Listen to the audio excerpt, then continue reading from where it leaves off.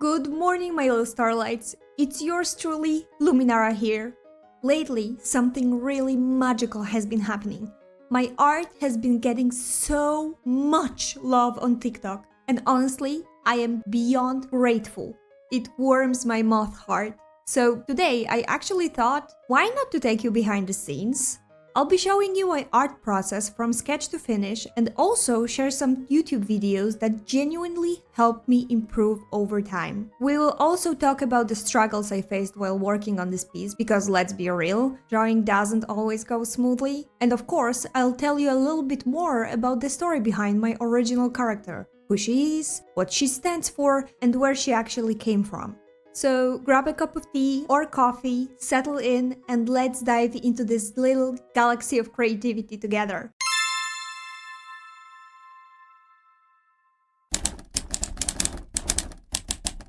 So let's start right at the beginning, the sketch.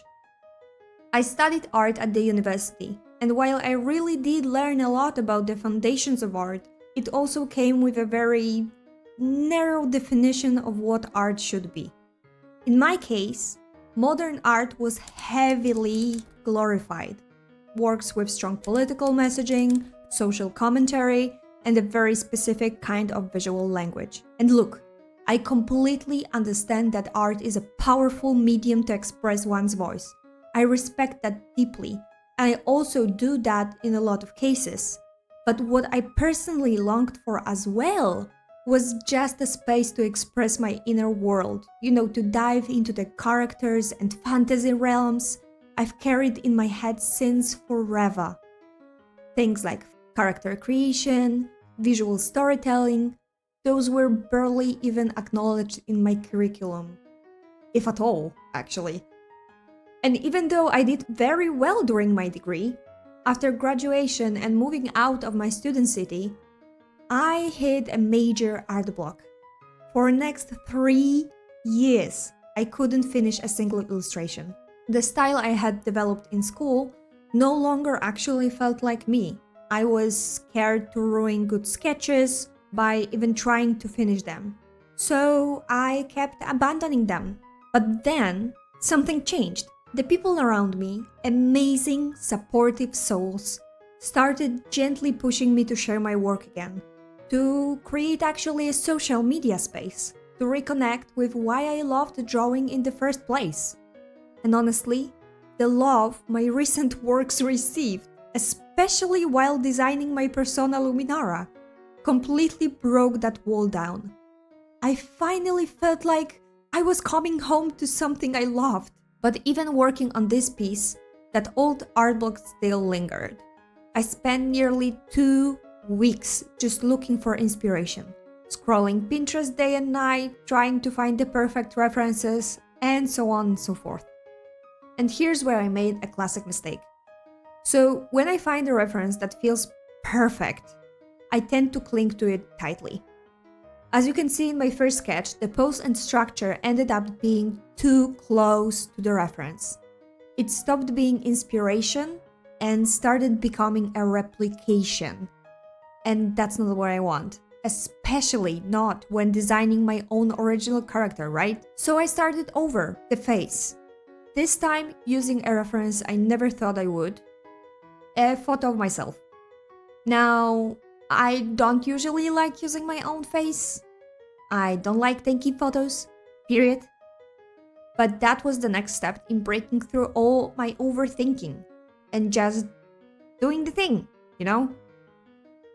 And thanks to that shift in mindset, the sketch and line art finally came together, just like I wanted to be. The thing about my character is actually that she has a bitchy face, but on the inside, she is a super fluffy, open person that wants a connection. Alright, Starlights, let's talk about my favorite and simultaneously the most infuriating part of the process. Rendering. By the way, I work in Procreate and everything you are about to see was done there. One of the most important things I learned, and honestly it was a total game changer, came from the video by Kryjovnik Art, called Tips for Rendering Digital Art. I will link it down in the description. Go check it out because it's amazing. In this video, they talk about how crucial it is to keep your flat colors around the same level of saturation. Because if, say, your skin tone is warm and neutral, but suddenly your clothing is super gray and dull, the whole illustration ends up looking dirty. That's exactly what happened with the sweater in this piece. Especially that at the end I wanted this illustration to be in warm colors. After flat colors are done, I added a new layer above each section, set it to the multiply, and clip it to the base. Then I take the base color of that section, like the skin or the hair, and shift it slightly darker, usually warmer or cooler depending on the light source. In that case, it's gonna be a warmer light source. Just like the Kryjovnik Art, I love going for warm light and cool shadows. It just hits right every time. And at the very end, I like to throw in some subtle blue bounce light in the darkest areas just to make it, super juicy. Now be careful with your shadows. If they're too dark, your piece can end up looking dirty or overly harsh.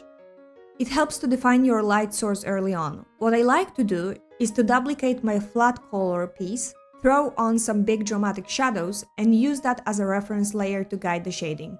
Is it an additional step? Yes. Do I need this? Apparently yes as well. I know rendering section by section is kind of a no-no. Like most tutorials say to go from a general to specific, but listen, this is my process. It's chaotic. I am aware of that. And there is just something in my brain that goes, yes, when I see one finished part, even if everything else is still a chaos. I just don't trust the process, okay? I don't trust my process, but it gets done. After that, I dive into the tiny details, especially on the face. That's where I add a bounce light, like little warm touches and subtle reflections where the light hits hardest. You know the deal. Another trick I borrowed from Kryjovnik Art is using two big brushes, one on the multiply layer for the shadow parts and one on the screen layer for light. I softly brush darker tones on the side opposite of the light and lighter tones where the light is hitting, keeping it super subtle and controlled. And finally, my favorite polish trick. Once the piece is done, I export this as a JPEG, drop it back into the Procreate, and do two final things. I love to add a grain effect around like 4 up to 6% and a touch of chromatic aberration. It gives the artwork that crispy, colorful oomph, just enough variation and texture to make it feel complete. And that's pretty much my rendering process. Chaotic, personal, overly specific, but it finally feels like me again. Now, let's talk about the soul behind this drawing, the character herself, my OC, Luminara. I know it might sound silly to say this, but Luminara actually isn't just a character, okay? She is me, or at least the version of me I needed to fall in love with the art again. I wasn't just drawing a girl with moth antennas. I was actually drawing a version of myself who could finally be seen, even with all the weirdness, softness, and late-night gaming, dark circles, and poor eyesight. That is why she actually wears glasses, because she spends too much time playing games. Luminara was actually the beginning of me healing my relationship with the creativity, and maybe even with myself. Now I'm stepping out of the shadows and building a space for my little starlights. And I couldn't be more grateful that you're here. If you made this far, thank you. I'm sorry.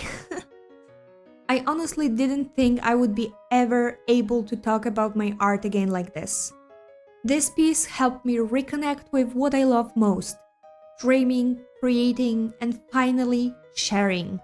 Sharing not just art, but also, the piece of myself. If you are on your own art journey, if things feel stuck or heavy, I promise you, it does get better. Sometimes it just takes a bit of stardust and a push from the right people, If you want to stick around and be part of this little constellation of weird softness and creativity, you are more than welcome. Consider leaving a subscribe, like, and let me know down in the comments what your art process is. Is it just as chaotic as mine, or you are a very structured person? I would love to know. And I'll see you in the next video. Stay cozy, stay shiny, and I love you so freaking much, Starlights. Bye!